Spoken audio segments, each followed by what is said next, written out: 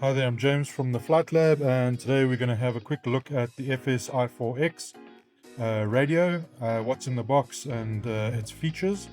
This is the replacement for the FlySky T4B radio. So included is the radio, receiver, some decals, a binding plug, and the manual, so that's pretty easy. Function wise, we have throttle, rudder, elevator, aileron.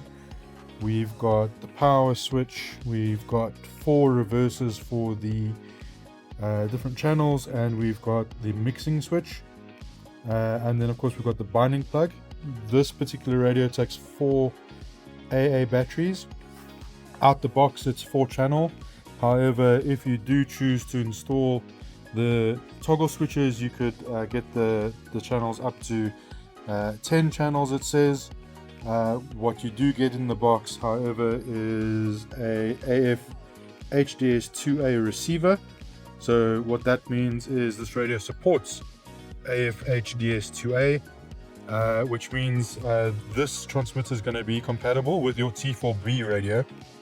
That's number one. And then number two, you can see here that includes a 6-channel receiver, of which you're only going to use 4 channels in its current configuration. So what we have here is channel 1, that's typically your ailerons.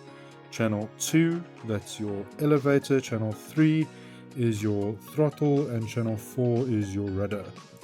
So that's it. Range wise, ground, you're looking at 100 to 150 meters, and in the air up to 1 kilometer, depending on how much noise is in the area that you are using the system in.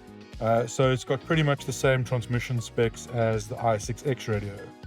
I hope you find this video useful, and we'll catch you in the next one. Cheers.